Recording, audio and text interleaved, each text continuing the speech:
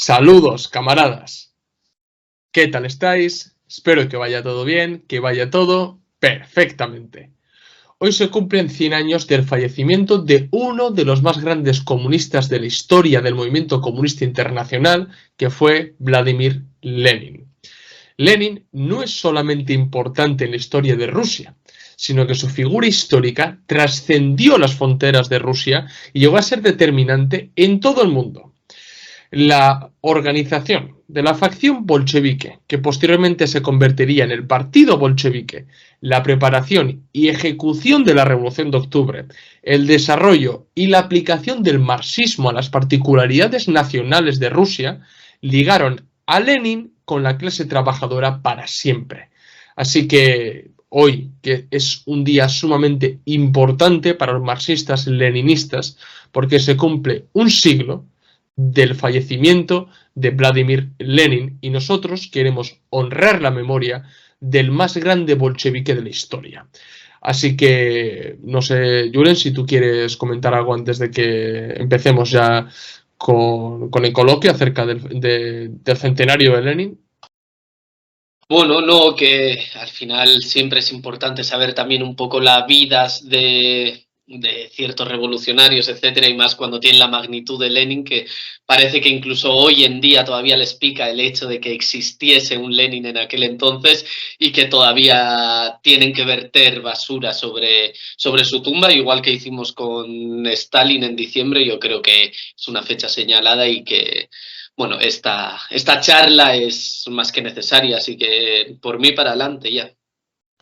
Sí, yo sí quiero decir a la gente que lo que pretendemos hacer con este coloquio, al fin y al cabo, es exponer no toda la biografía de Lenin, sino más bien partiendo de distintas batallas intrapartidistas de Lenin, porque si repasamos la vida de Lenin, la lucha ideológica y política es una constante en la vida de Lenin, y entendiendo un poco, ¿no?, las luchas que llevó a cabo dentro del partido, podemos sacar las conclusiones pertinentes y revolucionarias sobre el grueso del pensamiento de Lenin. Así que bueno, vamos a enfocar desde esa manera el coloquio y creemos que va a ser sumamente importante, ¿no?, para poder entender los conceptos más importantes de Lenin, que hoy siguen teniendo suma importancia para los comunistas y concretamente para los marxistas leninistas de todos los países del mundo. Así que sí, vamos a empezar ya de lleno con Lenin. Bueno, a ver, primero yo creo que es importante no hablar sobre apuntes biográficos de cuándo nació, dónde, pues un poco para saber de qué contexto venía, ¿no?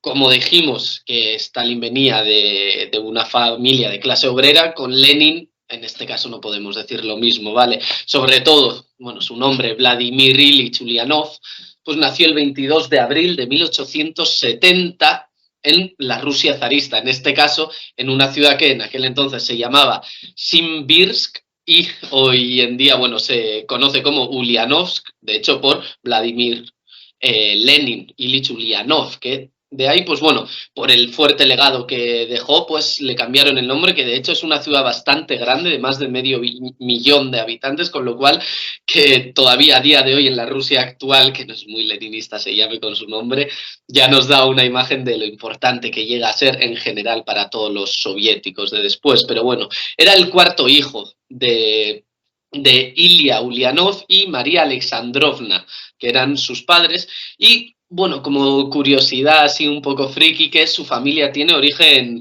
calmuco, es decir, de un pueblo originario mongol, que bueno, no se suele saber, pero nos parecía curioso meterlo, ¿vale? Es decir, que no venía de una familia proletaria, venía de, sobre todo su padre, participaba en en las esferas de la burocracia zarista, ¿vale? Porque era inspector escolar, con lo cual esto le permitió al propio Lenin, al joven Lenin, poder cursar sus estudios de comienzo hasta el final, como hoy en día prácticamente la mayoría puede, pero en aquel entonces era bastante difícil. Sobre todo se metió a la Universidad de Kazán, porque él quería llevar a cabo sus estudios en la carrera de Derecho y bueno, debido ya que en aquel entonces su carácter fuertemente revolucionario por decirlo de alguna manera, ya empezó a llamar mucho la atención, fue expulsado, pero pudo cursar los últimos exámenes y ya para 1892, finales del siglo XIX, ya tenemos prácticamente un Lenin avanzado que ya pudo cursar y acabar su carrera, sus estudios de derechos y ya ser un abogado licenciado como tal.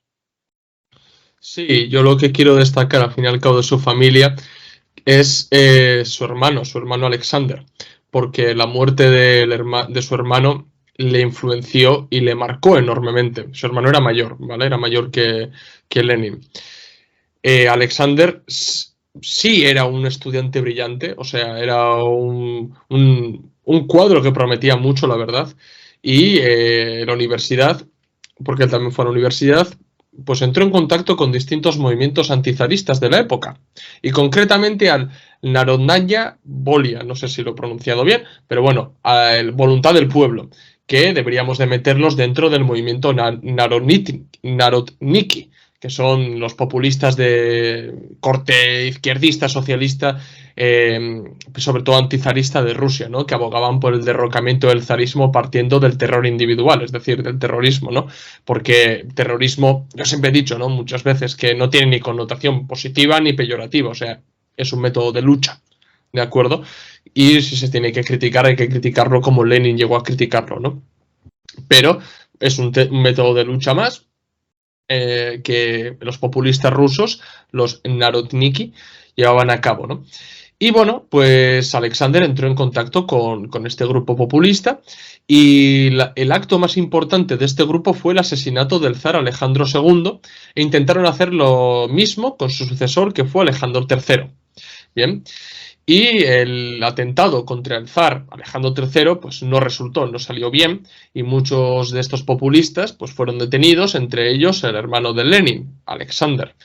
Y bueno, fue ahorcado a la edad de 21 años, y la ejecución de Alexander pues marcó enormemente a Lenin, porque primero generó un tremendo odio contra el zarismo, y además el método de lucha de los populistas sirvió a Lenin para entender que ese no era el camino.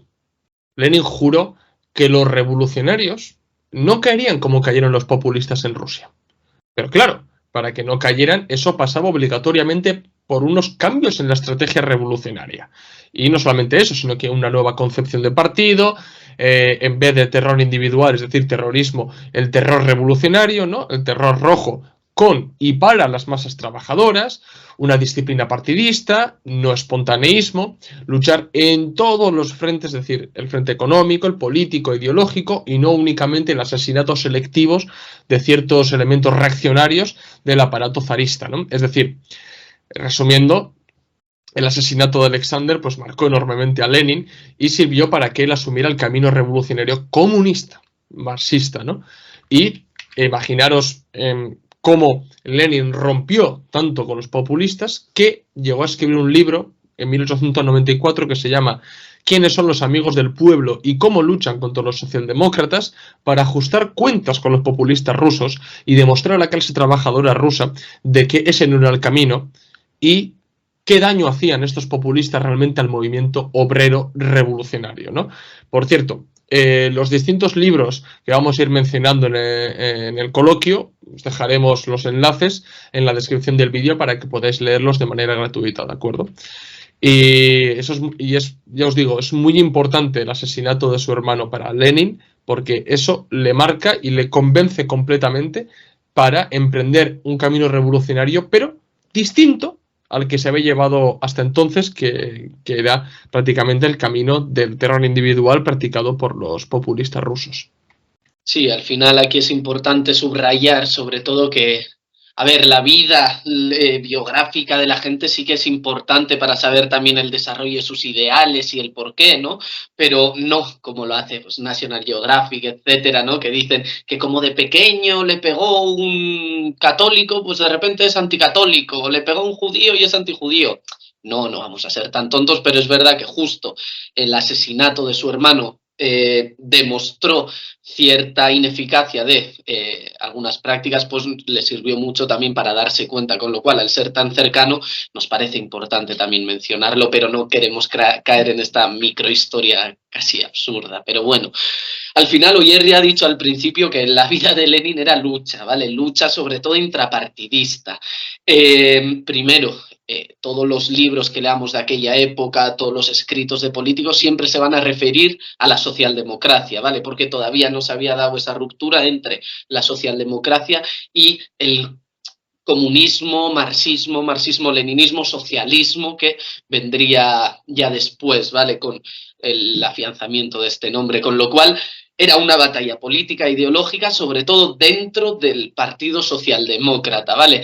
Donde bueno, ya todos los futuros comunistas militaban ahí y sobre todo, pues durante todo el recorrido biográfico que vamos a hacer en este vídeo, lo que queremos es demostrar o enseñaros qué posiciones distintas había dentro de este partido y el por qué Lenin cogió cada vía. Es decir, lo que nosotros odiamos y siempre hablamos mucho ayer y yo, es cuando intentamos trasplantar Lenin dijo esto, con lo cual lo pasamos a día de hoy y ponemos como si dijese lo mismo, pero no, porque Lenin decía ciertas cosas o actuaba de tal o de cual manera dependiendo de la realidad que le envolvía, de la realidad geopolítica, sobre todo, que le rodeaba, etcétera, etcétera, y la realidad material, con lo cual nuestra intención es analizar las herramientas con las cuales llega a esas conclusiones y poder trasplantar no las conclusiones, sino las herramientas, que creo que es algo muy importante en este sentido. Además, o sea, yo siempre he dicho, ¿no? Porque mucha gente hace lo que tú has mencionado, ¿no? Coge una cita que viene a corroborar lo que yo pienso y eso es lo que Lenin haría hoy, ¿vale? Pero claro, sí, igual te puede valer esa cita, pero hay que contextualizarla. Primero hay que leer entero lo que dice. O sea, no solamente el párrafo, sino el libro entero. Y muy importante, la contextualización histórica. Porque siempre hemos dicho, o sea, una persona puede coger a Lenin y puede presentar a un Lenin independentista. Y otra persona puede coger a Lenin y presentar a un Lenin centralista. Es decir, ¿qué es lo que pasa? Que eso viene partiendo del hecho de que uno coge desde una cosmovisión a priori desarrollada y voy buscando a ver qué es lo que me gusta de lo que dice Lenin. No, lo que hay que hacer realmente es entender el contexto, porque vamos a ver que Lenin también se mueve mucho según las condiciones, y luego cuando hablemos de comunismo de guerra, NEP y demás, veréis que todavía se mueve mucho más. Esa dialéctica en Lenin está muy presente. Claro, hay mucha gente que al no entender la dialéctica llama incoherente al pensamiento de Lenin, pero no es cierto, es muy coherente el pensamiento de Lenin, luego entenderéis por qué. Pero eso es muy importante, contextualizar, porque en un momento concreto tal vez Lenin va a decir una cosa, pero es que en otro momento concreto dice otra cosa. Bien, es sumamente importante esto último que estoy haciendo y sobre todo que mucha gente, por favor, no lea Lenin con unas gafas puestas de cada uno, ¿no? Desde una perspectiva o unas taras que arrastra uno, ¿no? Intentar entender el método de Lenin, no tanto qué haría Lenin, sino entender su manera de pensar que viene partiendo de una metodología asimilada por él. ¿Vale? Este comentario es sumamente importante para la gente que nuevamente peca de esquematismo, ¿no? En este sentido. Exacto, así que bueno, por empezar ya un poco a meternos ya en materia buena, creo que es importante empezar desde 1903, es decir, desde el segundo Congreso del Partido Obrero Socialdemócrata ruso, que, bueno, durante años obviamente fue uno de los partidos marxistas más importantes de la Rusia zarista, y este segundo congreso lo que pretendía era unificar, no solo el partido, que ya era uno, es decir, unificar todas las tendencias, crear unos ideales unificados, centrales, y de ahí ya poder trasplantarlo a ciertas realidades, pero obviamente lo que quería era unificar los distintos grupos socialistas que se estaban formando o que se habían formado ya prácticamente en la realidad dentro del partido, ¿vale? Sobre todo porque en el primer congreso que se hizo no se consiguió, con lo cual, pues en un segundo congreso se intentó llegar a esta centralidad. Además, es importante que ya para el segundo congreso, para 1903, Lenin tenía 33 años, ya había fundado el periódico Iskra, muy importante en un futuro, La Chispa, y también había publicado uno de sus libros más famosos, como era El qué hacer. Así que tenemos que imaginarnos que ya con 33 años no era un cualquiera, ¿vale? Tenemos que imaginarnos un señor con mucha importancia en aquel partido. Bueno, un señor no sé, pero un cuadro muy importante dentro del movimiento ruso revolucionario, sí. Bien.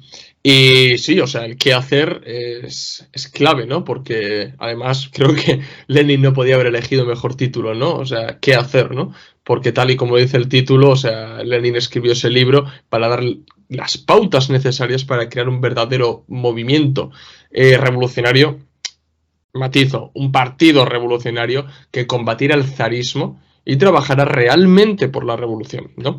Pero, como os hemos dicho, queremos un poquito desmigar, ¿no?, el pensamiento de Lenin partiendo de las luchas que llevó a cabo, ¿no? Y el libro ¿Qué hacer? Es que es literalmente una contestaciones a distintas tendencias que se daban en el movimiento obrero ruso, y de ahí podemos extraer, ¿no?, qué es lo que Lenin venía a decir en el libro, ¿no? Pues en el libro, Lenin, las críticas más importantes que realiza es al espontaneísmo, ¿bien? Y, sobre todo, ese espontaneísmo que se manifestaba con dos tendencias, ¿vale? Que por un lado eran los economicistas y por otro lado eran los terroristas. Y si leemos el libro de Lenin, os vais a dar cuenta que cuando critica a unos y a otros, realmente lo que está exponiendo es que ambas tendencias no son otra cosa que las dos caras de la misma moneda espontaneísta. Bien, por un lado, cuando critica a los economicistas, los critica porque estos defendían la reducción del movimiento obrero, es decir, que su participación se basara en la lucha sindical, la lucha economicista. ¿Para qué? Para mejorar las condiciones de vida de la clase trabajadora, obvio. Pero esto no es nada malo, o sea, nadie está en contra de la lucha sindical, ni el propio Lenin estaba en contra. Pero lo que Lenin recalca es el límite, ¿no? Porque realmente la lucha economicista, la lucha sindical, no es otra cosa que la lucha por el encarecimiento de la venta de la fuerza de trabajo. Bien, es decir, la mejora de salarios y de condiciones de vida de la clase trabajadora. Sí, claro, pero no iba más allá. No era la toma de poder, no era la creación de unas condiciones idóneas para una revolución, no. Simplemente era una lucha económica, de ahí economicistas.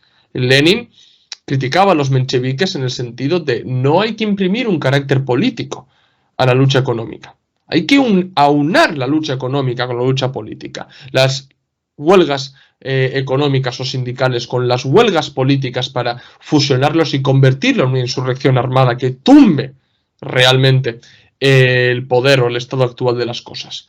Y eso deviene realmente porque si Lenin se caracteriza por algo es por tener una visión de conjunto. Porque él entendía que la lucha económica realmente era un frente de lucha más, pero no único. Porque si basamos toda nuestra lucha únicamente a lucha económica, lo que estamos haciendo es relegar o reducir, mejor dicho, la lucha de los marxistas-leninistas, de los comunistas, a la mejora del salario. Cuando nosotros realmente lo que aspiramos es a eliminar en un momento las relaciones de producción capitalistas, véase el trabajo asalariado. Entonces no estaríamos trabajando por esa eliminación, por esa supresión del trabajo asalariado, sino perpetuándolo, mejorándolo. Sí, claro, mejorándolo, pero estamos siempre dentro del marco capitalista. Lo que se trata es de superarlo, ¿no? Y entonces Lenin lo que propone es lo que os acabo de decir, aunarlo con el resto de luchas, ¿no? Y eso era la crítica que hacía prácticamente a los economicistas. Bien, así explicado rápidamente, ¿vale? O sea, se puede indagar muchísimo más. Tenéis un vídeo, por ejemplo, en el canal en el que hago una video reseña el libro del qué hacer de Lenin, pero esto es prácticamente, ¿no?, la crítica que les hacía, y muy importante, no caer en esa lucha económica porque siempre acaba derivando al espontaneísmo, al ir a la zaga de lo espontáneo. Y nosotros no reaccionamos simplemente a ciertos hechos que se dan, sino que nosotros miramos más allá. Supuestamente somos elementos conscientes de la clase trabajadora, ¿no? Y aspiramos a organizar la organización superior de la clase trabajadora, que es el partido, ¿verdad? De modo que nosotros tenemos que ver más allá. ¿Hay que mejorar las condiciones de vida de la clase trabajadora? Sí. ¿Hay que abogar por la mejora de salarios? Sí. ¿Hay que montar una huelga si los trabajadores están sufriendo abusos por parte de la patronal en una determinada empresa? Sí, claro que sí. Pero hay que ir más allá. Bien, porque si no estaríamos reduciendo la lucha comunista a sindicalismo y estaríamos yendo a la zaga de distintas luchas obreras que se dan. Bien, lo que hay que hacer es redirigirlas. Y por otro lado, las críticas que hace Lenin son a los terroristas, que ya he mencionado antes la práctica que hacían los populistas rusos, pero Lenin insistió en que el método del terror individual separaba a los revolucionarios de las masas trabajadoras. ¿Por qué? Porque el método del terror individual no supera tampoco el estado actual de las cosas. Lenin no creía que unos supuestos héroes, como él decía, por sus acciones de eliminar, bueno, asesinar directamente a ciertos elementos reaccionarios de la burocracia zarista, trajera una revolución. No es así. O sea, simplemente por cometer X atentados a gente que literalmente se lo merecía, no hace avanzar la revolución. Lo que hace realmente es separar a esas personas que estén llevando a cabo el método del terror individual, que repito, no tiene por qué tener una connotación negativa, es un método de lucha, que yo creo que al igual que Lenin, que es insuficiente, bien, lo que hace es separarlo de las masas y además adoptar actitudes sectarias, porque se encierran entre ellos, porque su trabajo no va en pro de hacer un trabajo de masas, ¿no? Entonces, lo que Lenin insiste es, no, si la violencia revolucionaria hay que emplearla, pero hay que emplearla junto con las masas trabajadoras. O sea, no vas a estar constantemente atacando de pequeña manera a ciertas personas burguesas en momentos determinados. No, nosotros lo que queremos es atacarle generalmente a la burguesía. O sea, Lenin literalmente ponía el ejemplo de que él no quería que la burguesía le tenía miedo a los obreros por realizar atentados en determinados momentos. Lo que quería era que la burguesía temiera a la clase trabajadora siempre. Y para eso es necesario el terror revolucionario, el terror rojo.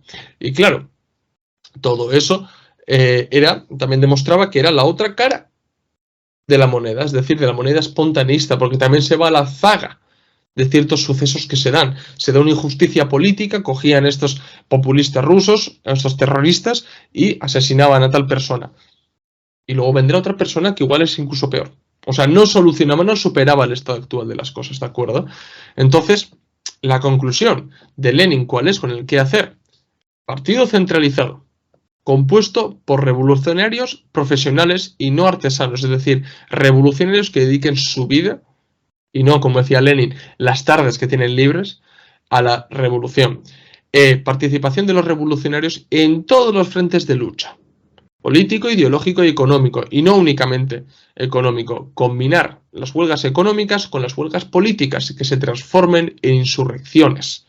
Bien, y, como no, un periódico para toda Rusia que fue el Iskra. Bien, esto es prácticamente, ¿ves? Esto es lo que queremos hacer con este coloquio, ¿no? Viendo de las críticas que él llegó a hacer, pues extraer su pensamiento, ¿de acuerdo? Pues sabiendo esto, lo del qué hacer, porque cuando se celebró el segundo congreso, el qué hacer era importante dentro del Partido Obrero Socialdemócrata de Rusia, pues podemos tratar lo que se habló en el segundo congreso.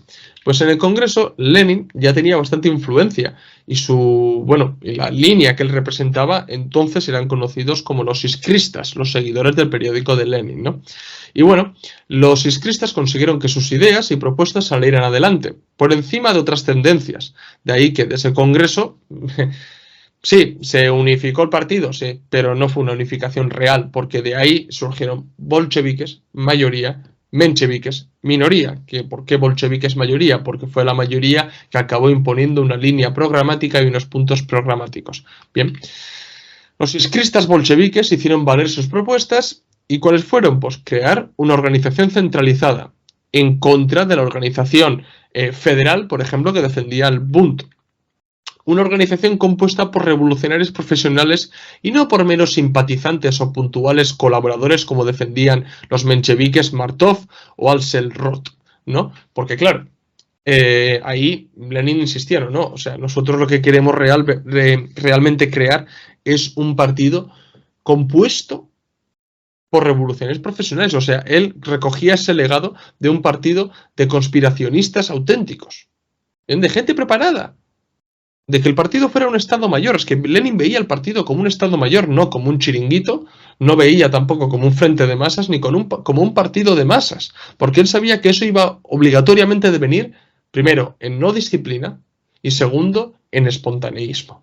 Bien, entonces, partido centralizado, compuesto por revolucionarios profesionales. Y también se impuso una forma de redactar el programa, que luego, posteriormente, fue adoptado por la mayoría de partidos comunistas, que fue el del programa mínimo, compatible bajo la forma capitalista, y un programa máximo que sería el socialismo y su forma de gobierno, dictadura del proletariado, ¿no? Y esto es pues, prácticamente lo que se puede llegar a extraer del segundo congreso, ¿no? Además, bueno, aquí también es importante hablar de personajes como Martov, sobre todo, que fue, se puede decir, el rival más duro contra el cual tuvo que enfrentarse Lenin en aquel entonces, el más conocido al menos, digámoslo así. Pero se suele obviar que uno de estos rivales que tenía constantemente en este segundo congreso era obviamente Trotsky, ¿vale? Que, bueno, no lo decimos nosotros, sino que incluso lo llega a decir el biógrafo de Trotsky, Isaac Deutscher, como se diga, pero bueno. Es decir, que llegó incluso el propio Isaac Deutscher, el biógrafo de Trotsky, no lo olvidemos, a remarcar eso. Incluso el propio Trotsky llamó a Lenin bastante despectivamente el Robespierre de la época, etcétera, etcétera, con lo cual ya vemos las tensiones, pero bueno, sobre todo las dudas que os surjan durante el vídeo, yo os recomiendo que pongáis en YouTube Red Planeta y las dudas que hayáis tenido, porque seguramente si tenéis dudas sobre el comunismo de guerra, tenemos vídeo. Si tenéis dudas sobre las críticas de Lenin hacia Trotsky, tenemos vídeo, etcétera, etcétera. Así que si queréis indagar más, id a los vídeos directamente, que esto es un poco ya hablar más por encima porque queremos llegar a las conclusiones, ¿vale? Pero bueno, volviendo a las peleas intrapartidistas, sobre todo, pasamos a la época de 1908-1909. Muy importante porque ya se había dado, digamos, la primera revolución rusa, ¿no? La de 1905, y estaba en un periodo un poco difícil, digamos, el partido, con lo cual Lenin pues también estaría preocupado, obviamente. Estaba dividido, de facto, entre bolcheviques y mencheviques, pero esta división orgánica oficial no se había dado, es decir, seguían estando todos y yendo todos a una, en teoría. Incluso, bueno, hubo distintos intentos de unificación que obviamente ya no prosperaron, pero bueno, todavía seguían estando bajo el mismo partido. Y en todas estas discusiones que se dan en toda aquella época siempre veremos la centralidad de la idea de Lenin, que esto per se, el ser centralista en general, ¿no? En cuanto a ideas, no es algo ni bueno ni malo. Lo que hay que aprender es coger de la tesis y de la antítesis y llegar a la síntesis. Esa es la clave de Lenin, porque siempre se veían desviaciones tanto ultraderechistas como ultraizquierdistas, y Lenin supo analizar siempre constantemente estas dos posturas y poder llegar a una conclusión, a una síntesis que, bueno, luego después con el tiempo le dieron la razón y de sobra a Lenin en este caso. Con lo cual, en estos años después de esta revolución de 1905, podemos imaginárnosla, sobre todo 1908-9, como una época de reflujo revolucionario. Es decir, Lenin habla de flujo revolucionario cuando, digamos, que las cosas van solas, la gente se une al partido, y reflujo cuando, pues por ejemplo, en este caso, después de un intento de revolución que se vio frustrada, pues incluso la clase trabajadora como los propios afiliados al partido, pues obviamente se vienen abajo, se desmoralizan, se desmorona, porque pues al final no has llegado a lo que tú querías, con lo cual es una época de, como Lenin bien dijo, de reflujo, con lo cual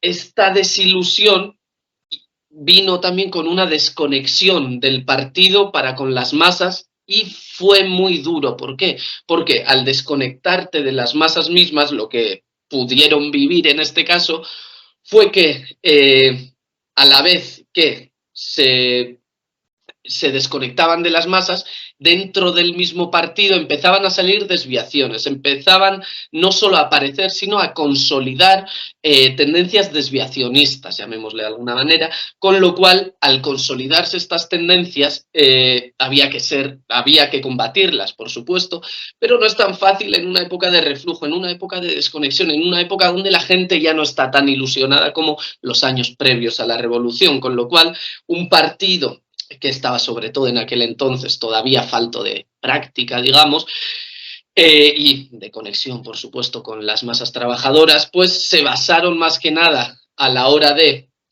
acabar con estas desviaciones, pues se basaron sobre todo en disputas teóricas e ideológicas que no llegaban al practicismo, no llegaban a la realidad de la gran mayoría de las masas trabajadoras. Por esto hablamos de la desconexión que existía. Además, al mismo tiempo, en aquella época, el zar Nicolás II, en aquel entonces, pues sacaron el Manifiesto de Octubre a consecuencia de la Revolución de 1905, por supuesto, donde viendo el descontento que había entre la gran mayoría de los habitantes de la Rusia zarista, pues quisieron darle un barniz un poco más democrático, más equiparable al resto de Europa en este caso, pero bueno, donde pues bueno, se creó la Duma zarista, aunque bueno, mucho uso no se le dio, pero bueno, se creó para darle este barniz democrático, se crearon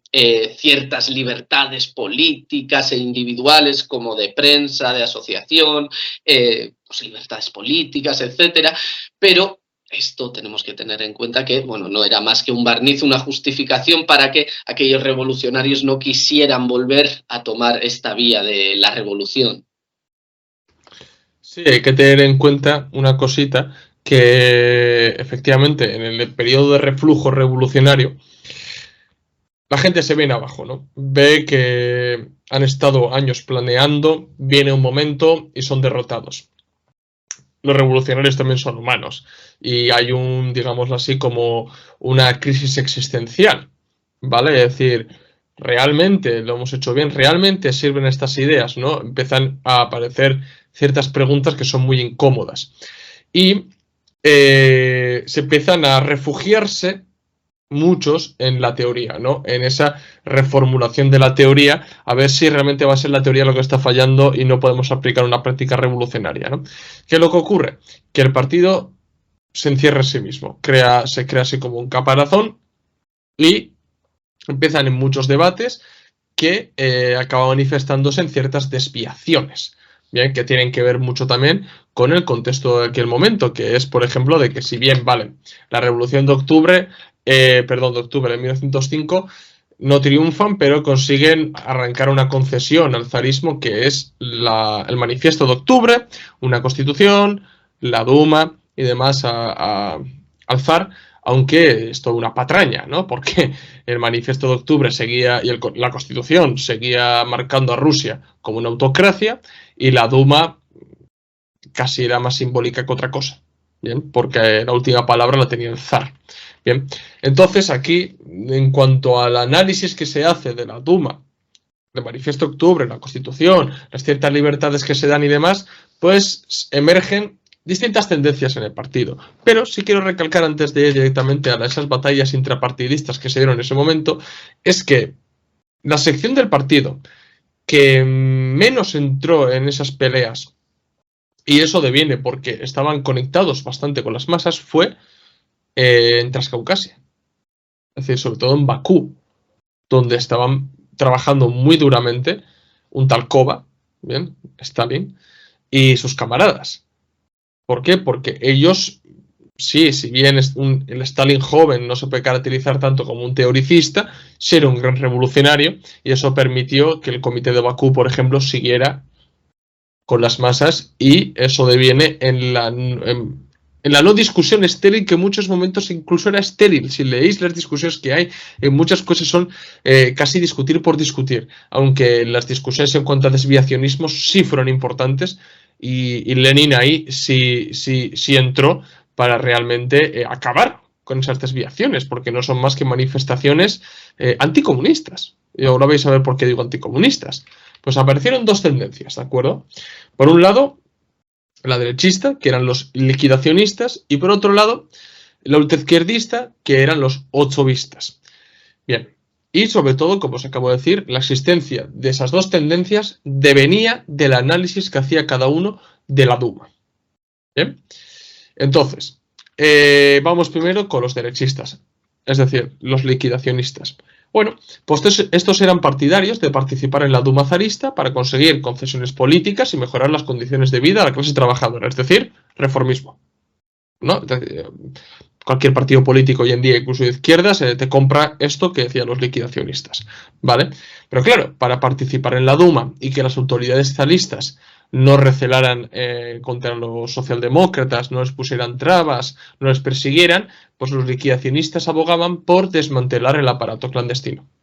Había que poner fin al aparato clandestino, había que acabar con los batallones de autodefensa, había que acabar con los periódicos ilegales. ¿Para qué? Para darle un maquillaje legal al partido y que el zarismo lo viera como un partido más y bueno, participar en la Duma y conseguir a sus diputados, participar en el parlamentarismo y ya está, es decir, convertir el Partido Socialdemócrata de Rusia en un partido socialdemócrata oportunista, ¿vale? Eso los liquidacionistas, liquidacionista por la liquidación del aparato clandestino, ¿bien? Y por otro lado están los ochovistas.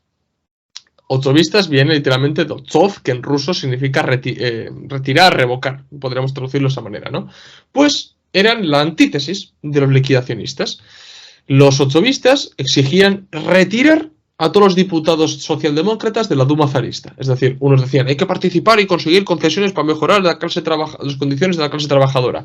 Los ochovistas decían, no, la Duma es una farsa, hay que dejar de participar en la Duma y tenemos que enfocarnos en el trabajo clandestino. Vamos a desmantelar todo lo legal, vamos a enfocarnos en el aparato clandestino y a organizar de manera clandestina la organización de la revolución proletaria. Es decir, los análisis de los ochovistas venían condicionados por ese periodo de reflujo que vivían. Ellos querían convertir el periodo de reflujo en momento de flujo revolucionario, ¿bien? Y ellos pensaban acelerar el proceso revolucionario gracias al trabajo clandestino. Y a la vez, la farsa de la Duma y sobre todo de la tercera Duma, que fue después de la reacción de Stolypin, en el que la elección de diputados favorecía a terratenientes y burgueses, pues alimentaba mucho el discurso, ¿no? de los ochovistas. Bien, pero Lenin tildó ambas tendencias de desviaciones, derechista y ultraizquierdista, ¿bien? Y era fruto del periodo del reflujo revolucionario en el que se encontraban.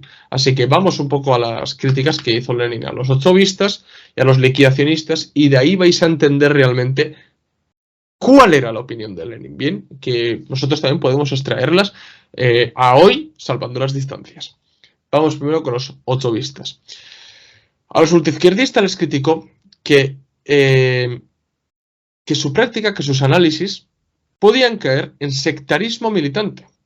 De hecho, estaban practicando sectarismo militante. O sea, pecar de izquierdismo aleja al partido de las masas. ¿Por qué? Porque, claro, las masas ven, tenemos una Duma. Vale, será una farsa la Duma, pero tenemos una Duma. Y estos que dicen representar a la clase trabajadora, ser su organización superior, no quieren ni estar en la Duma. Es decir, los alejaba. ¿Por qué? Porque los ochovistas no entendían o no querían llegar a entender que la tribuna parlamentaria no se usa para fines personales, para enriquecerse uno o para afluir dinero a las arcas del partido. No, es para hacer agitación y propaganda, es un frente de lucha más. Dentro del parlamentarismo, la actuación, la actitud bolchevique ha de ser hacer agitación y propaganda, difundir nuestro mensaje, denunciar al resto de palmeros del capital que estén ahí sentados también. A los izquierdistas, ni qué decir a los derechistas, a los populistas, a todos aquellos y demostrar que todos los que están ahí sentados no representan ninguno a la clase trabajadora, sino que están ahí por sus propios intereses y para seguir con su propio chiringuito partidista. Bien, no olvidéis que hoy en día los partidos políticos no son más que entidades privadas que aspiran a subvenciones públicas. Bien, eso da mucho que pensar. Pero bueno, pero a lo que voy es que los ochovistas, al enfocarse solamente en el trabajo clandestino, los alejaba de las masas trabajadoras. Bien, y no hacían que su voz resonara en el Parlamento, de modo que los ochovistas acababan acercándose a los populistas rusos que ya Lenin criticó a principios del siglo. Bien, y por otro lado los liquidacionistas. Lenin también criticó a los liquidacionistas, porque claro, basar todo tu trabajo en el aspecto legal, olvidando la importancia del trabajo clandestino, es un pecado, porque estás dejando al partido con el culo al aire. Y ni qué decir entonces viviendo bajo una autocracia reformada, pero autocracia al fin y al cabo. Estás dejando con el culo al aire el partido. ¿Por qué? Porque si tú aspiras a la legalidad, únicamente a la legalidad, eso con el tiempo va a devenir en intereses personales / partidistas y no en mejorar las condiciones de vida de la clase trabajadora. Y si vas con un discurso de no, nosotros queremos defender los intereses de la clase trabajadora, te vas a encontrar con un techo, que es el capital y las manos que controlan realmente todo en el back office y que no vas a poder cambiarlo. Y eso se ve con cualquier supuesto político que viene a romper las cosas y se encuentra con ese techo de cristal, ¿no? Incluso desde la ala derechista, o si no, preguntarle a Javier Milei, ¿bien? Que se ha encontrado con el mismo techo, porque ni siquiera desde la ala más derechista se puede llegar a cambiar el status quo actual. Tú puedes moverte aquí, más izquierda, más derecha, pero aquí, de aquí no te sales. Entonces, Lenin, eso se nos hacía recalcar a los liquidacionistas, que cuál era la intención real de los liquidacionistas, vivir de la política.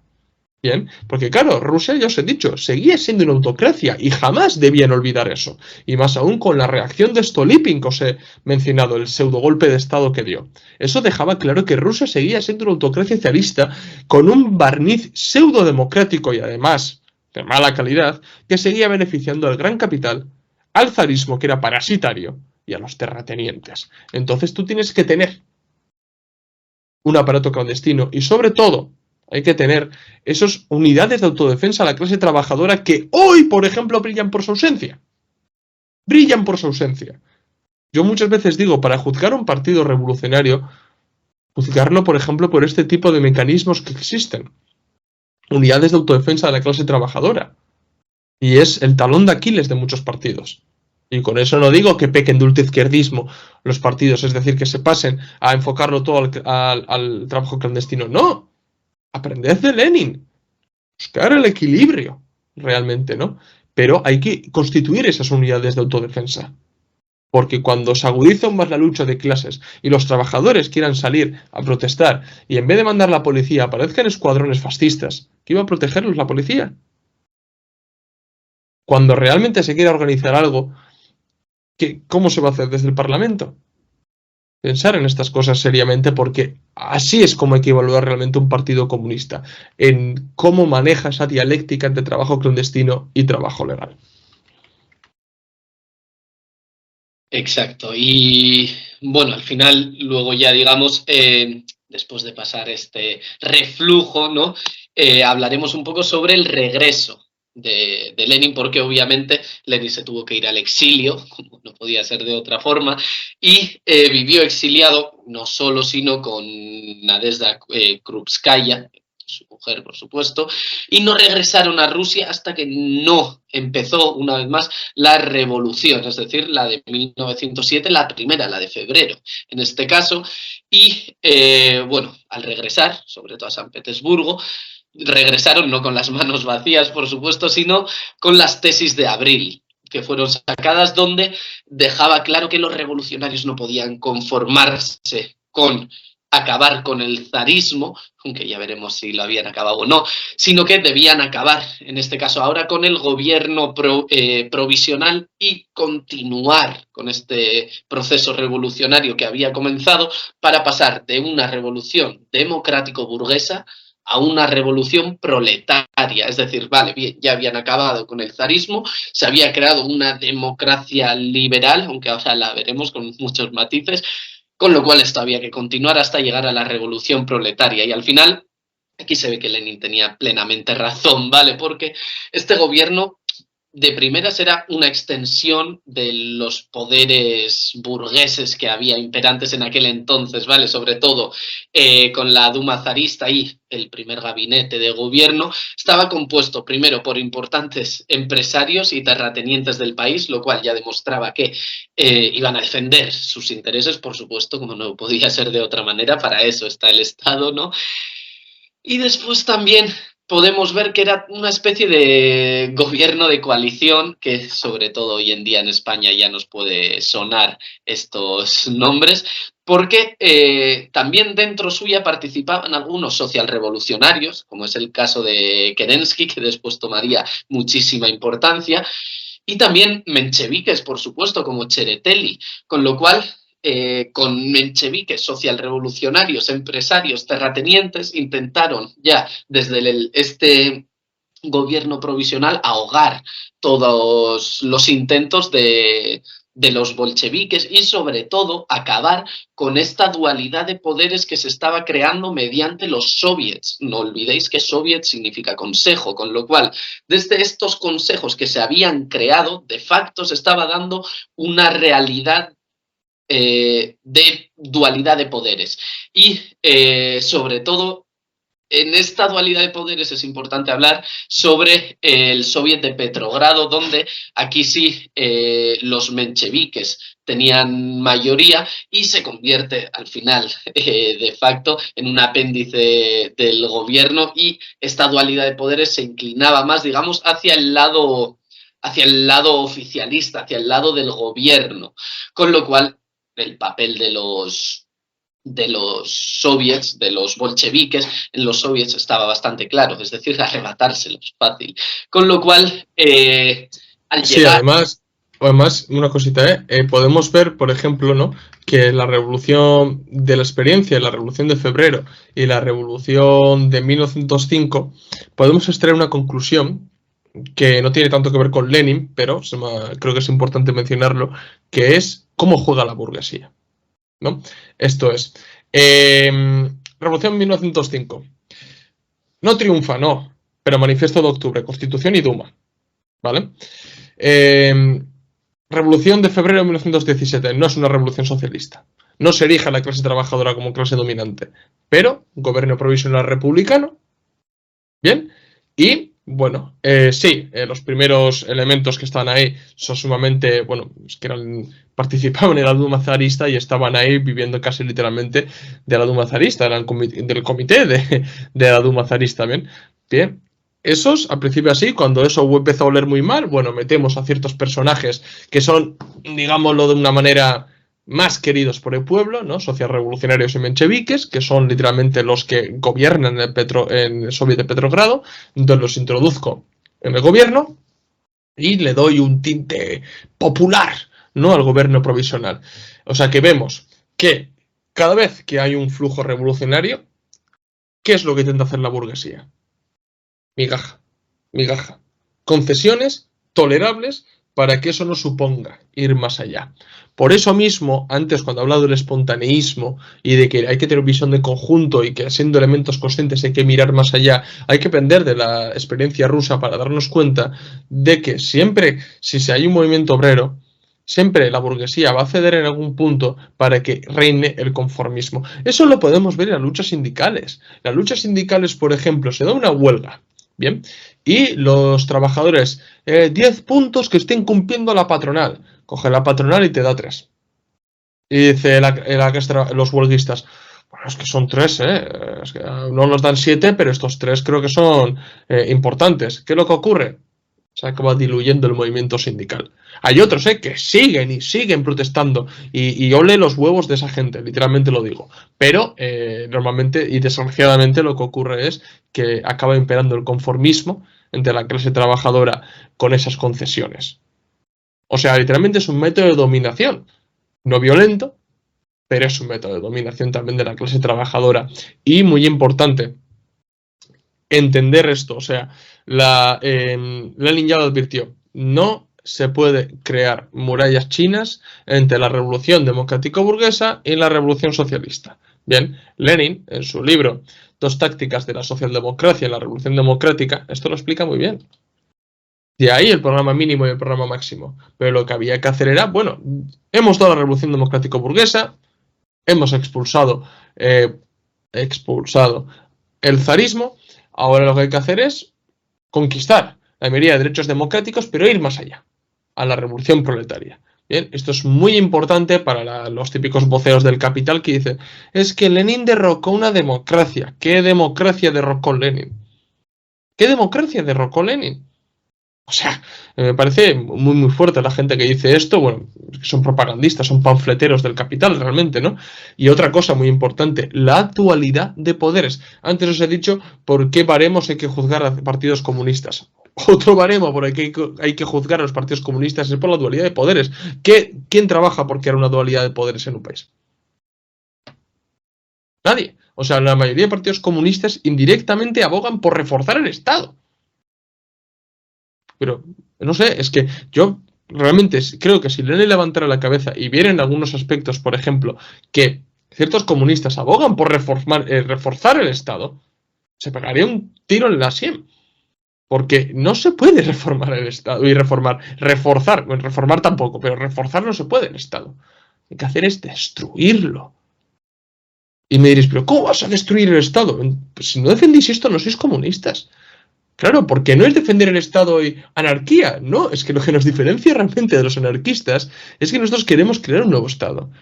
Entonces la pregunta está, si yo destruyo, ¿con qué lo sustituyo, no? Bien, dualidad de poderes. Es que los soviets han de ser los gérmenes de ese futuro Estado proletario. Es que Lenin entendía así los soviets. Por eso mismo, no existen, bueno, sí existen, pero apenas hay partidos comunistas que aboguen realmente por la constitución de consejos. Es muy importante, no tampoco absolutizar los consejos, bien, no caer en el consejismo, pero son muy importantes. Y yo a la gente que aboga por eso, digo, aplaudo, me parece muy interesante lo que decís. Ahora bien, que vaya la teoría con la práctica, es decir, que los consejos no acaben siendo chiringuitos. Bien, o sea, los consejos realmente, a mí me parece una idea súper interesante y que ya iba siendo hora que se pusiera en primer plano. Ahora bien, concordancia de teoría y práctica, ¿no? Pero ya os digo, ese es otro baremo por el cual hay que juzgar también a los partidos comunistas en cuanto a qué postura tienen sobre la creación de consejos, qué trabajo hacen realmente por esa dualidad de poderes, por la creación de esa dualidad de poder. Porque luego, lógicamente, hay que ir inclinando la balanza si tú tienes una dualidad de poderes. Poder estatal, poder soviético de consejo. ¿Qué es lo que hay que hacer? Pues ir realmente en favor del poder soviético.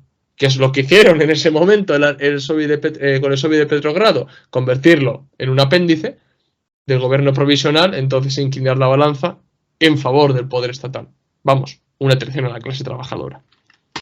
En este sentido, a mí me da pena porque Lenin prácticamente podría haber escrito todos los escritos que había hecho y titularlos. ¿Qué hacer? ¿Qué hacer uno? ¿Qué hacer dos? ¿Qué hacer tres? ¿Y ahora qué? ¿Y ahora qué? Y ya está, porque es como, vale, bien, hemos llegado al poder. ¿Y ahora qué? Vale, bien, Revolución 1917, febrero. ¿Y ahora qué? Me parece que ya solo con ese título podría haber tirado para adelante y haberse ahorrado dolores de cabeza. Pero bueno, sí, bueno, además... Bueno. Una cosa te digo, Lenin eligió muy bien sus títulos, porque, por ejemplo, me acuerdo que cuando, literalmente, en 1900, si no recuerdo mal, escribe el libro ¿Por dónde empezar? Pero, ¿por dónde empezamos, no? Luego, después del por dónde empezar, ¿qué hacer? ¿No? Va poquito a poco, ¿no? Y luego ya, una cosa que a mí siempre me alucinó, ¿no? Es que, literalmente, a poco de empezar la revolución, te saca el Estado y la revolución. Es decir, Lenin era un grande. Por eso. Yo para mí, además que lo que ha dicho ayer de absolutizar los consejos me parece muy importante porque tenemos que tener claro también los límites tanto de los soviets, de los consejos, como los límites estatales y no absolutizar ni uno ni otro. Y esa balanza es la que da el juego y por eso nosotros nos consideramos leninistas. Pero bueno,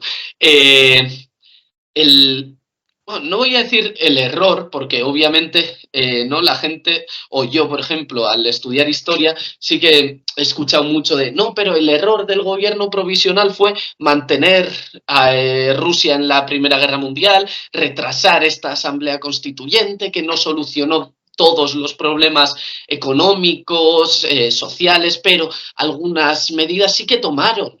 No, yo no lo veo como un error, yo lo veo como algo lógico. Es decir, un gobierno provisional no va a tomar las medidas que tomarían los bolcheviques, obviamente, sino que son conscientes y dicen lo que hubiera dicho de migajas, esto sí, esto no, esto más tarde y esto, a ver si sin hablarlo se van olvidando. Pero ¿qué pasa? Que ahí es cuando llegan los bolcheviques a desenmascararlos y esto fue lo que hicieron. Sobre todo, ¿no? Se suele absolutizar en tanto que no sacaron a Rusia de la Primera Guerra Mundial, con lo cual no llevaron a cabo su promesa. Y los bolcheviques también absolutizaron desde aquí, desde la Primera Guerra Mundial, todo el resto de críticas, por supuesto, porque era lo más llamativo, pero bueno, había varias como las que he dicho y sobre todo, como Oyer ha empezado a hablar ahora, ¿no? De inclinar la balanza de los soviets, por ejemplo, el de Petrogrado, ¿no? De este poder estatal, de este apéndice estatal, a, digamos, este poder obrero real de facto, ¿no? Y al final lo que demostró el tiempo fue que este gobierno provisional no era más que una farsa no zarista, una farsa republicana, pero que realmente tampoco podemos decirlo como no zarista, porque de facto aplicaba leyes zaristas porque al no romper del todo con el zarismo, imperaban leyes zaristas y si gobiernas con ciertas leyes, estás gobernando como un zarismo sin zar, ¿no? Como cuando Franco llama a España reino, pero sin rey, y con lo cual está Franco, ¿no? Más o menos. Con lo cual, el gobierno provisional fue obviamente derrocado por los bolcheviques, pero aquí el factor clave sería, por supuesto, el intento de golpe de Estado de Kornilov para imponer una dictadura militar en Rusia, es decir, no, de alguna manera decir, no, el gobierno provisional quería llevar a cabo medidas más sociales, pero es que llegó el golpe de Estado de Kornilov y no pudieron. No, obviamente el golpe de Estado de Kornilov era para perpetuar muchísimo más y hacer lo que les diese la gana a esos burgueses, terratenientes, etcétera, pero tampoco podemos decir que no, que fue una pena porque sin eso hubiese seguido para adelante. Obviamente no, pero bueno, al tomar este poder político, los bolcheviques en este caso, se proclamó la Rusia soviética todavía, y la guerra civil rusa comenzó, ¿vale? Con lo cual ahora sí que vamos a entrar en distintos periodos político-económicos, como son sobre todo el comunismo de guerra y la nueva política económica, el comunismo de guerra y la NEP, aunque también hablaremos obviamente de las luchas ideológicas que hubo, sobre todo respecto a la Primera Guerra Mundial y la más importante que sale desde aquí, que sería el derrotismo revolucionario en este caso, que Oyer y yo lo hemos debatido la verdad que bastante, y es una muestra clara de esta dialéctica de Lenin, así que si quieres empezar a hablar sobre esto, Oyer. Sí, o sea, yo sí quiero hacer el apunte de lo que has mencionado tú, o sea, sí, no, es que fue errores, no, entra dentro de la lógica de ese gobierno, o sea, literalmente para cuando van a montar el gobierno provisional, o sea, eh, toda la triple entente del que formaba parte Rusia, ya las tenían agarrados por las pelotas, o sea, decía, vosotros no os vais a ningún lado, vosotros no os vais a salir de la Primera Guerra Mundial, pese que esa sea una de las exigencias de la Revolución de Febrero. Un programa mínimo, salir de la Primera Guerra Mundial no era socialismo. Bien, pero mantuvieron. ¿Por qué? Porque les tenían cogidos, porque ese gobierno provisional iba a tener el amparo. Y de hecho lo tuvo, porque cuando fueron derrocados y después de disolver la Asamblea Constituyente, los bolcheviques, los países de la Triple Entente invadieron Rusia. O sea, claro, o sea, era vosotros mantener la Primera Guerra Mundial, que si los peligrosos bolcheviques hacen lo que llevan la revolución como lo han prometido, tranquilos que nosotros iremos allí. Bien. Y lo mismo con la Asamblea Constituyente, estamos una y otra vez con la Asamblea Constituyente. Es que los bolcheviques tenían miedo a las elecciones y cuando se celebraron y perdieron, disolvieron la Asamblea Constituyente. Tenemos un vídeo sobre ello, pero solamente quiero hacer un apunte. ¿Por qué retrasaron continuamente la Asamblea Constituyente el gobierno provisional? ¿Por qué?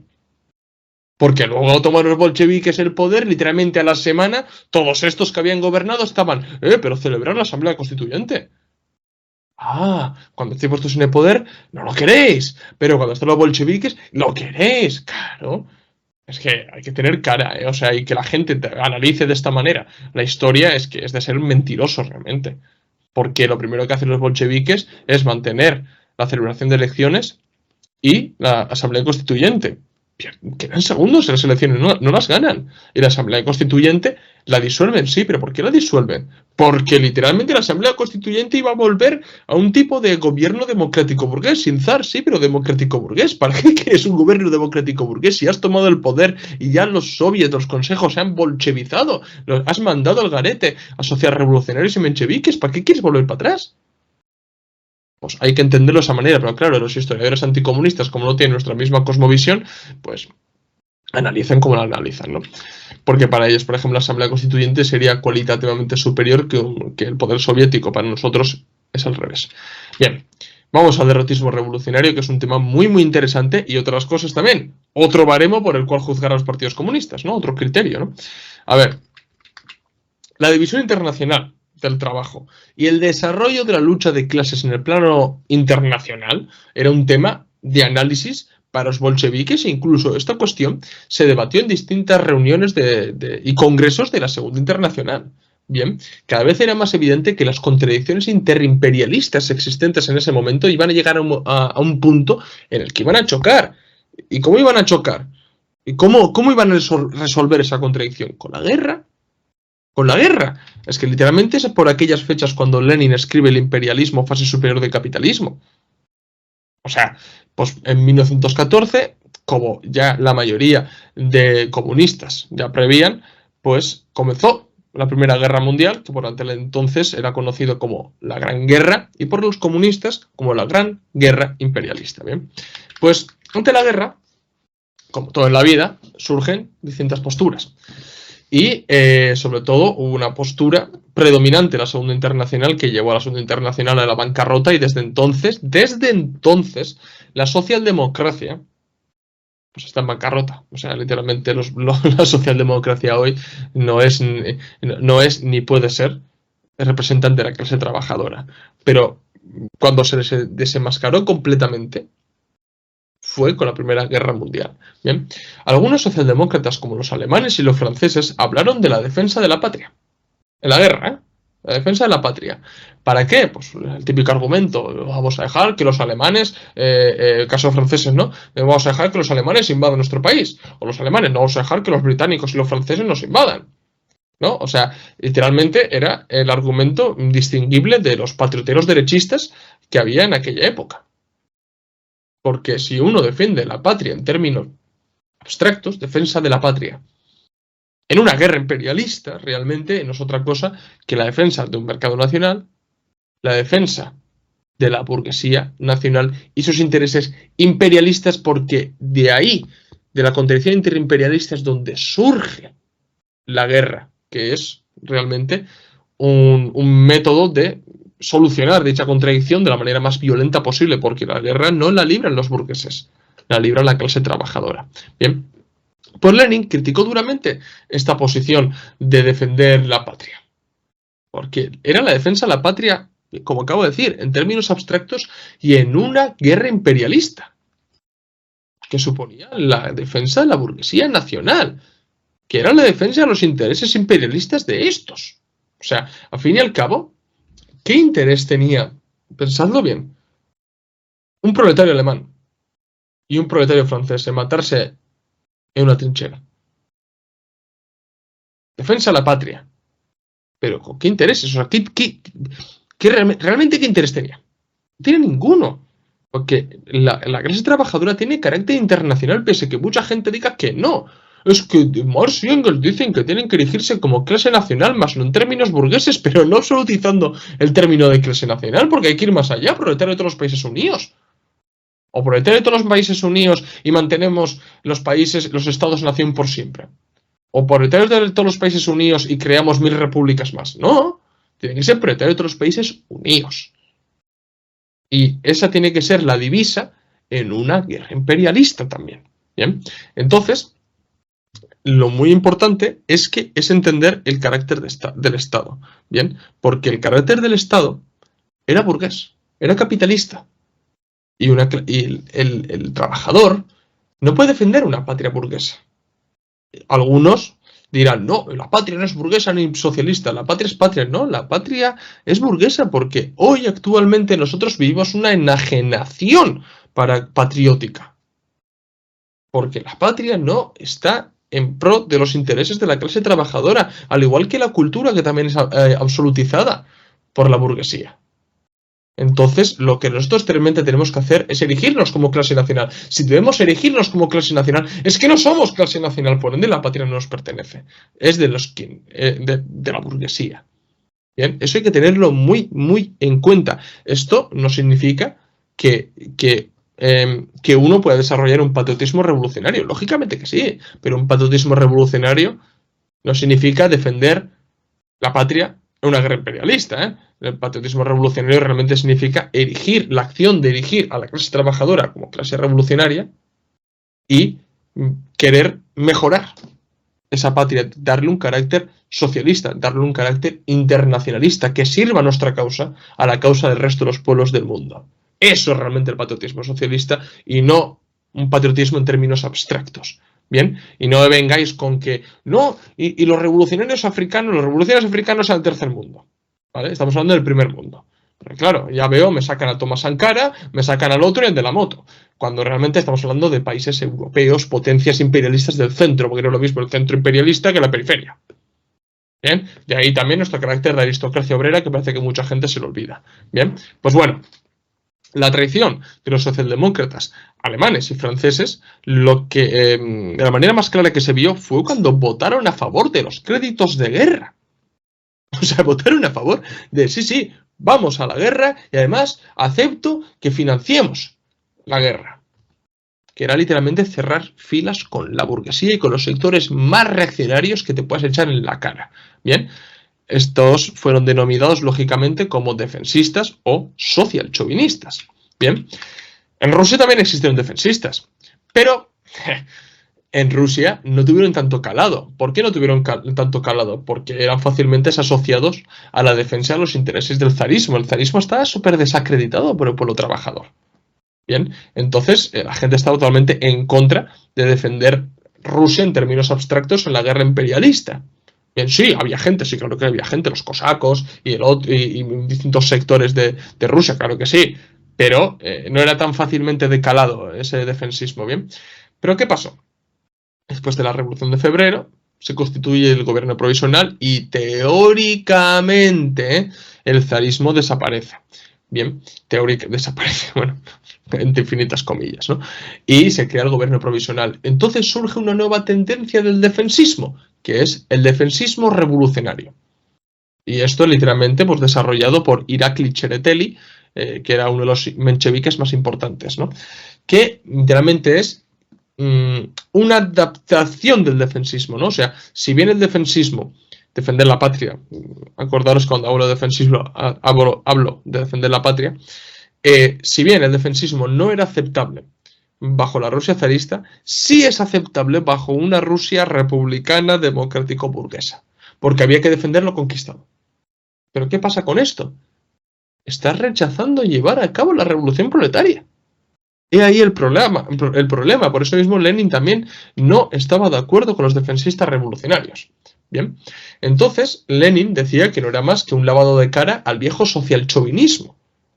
Porque con el gobierno provisional la patria rusa seguía siendo una patria burguesa y capitalista. Porque los capitalistas que gobernaban que tenían el poder en la Rusia zarista eran los mismos que le habían dado un barniz democrático burgués en el gobierno provisional. Entonces, ¿qué dijo Lenin? Lenin defendió el derrotismo revolucionario, que se puede reducir en la frase de convertir la guerra imperialista en guerra civil revolucionaria.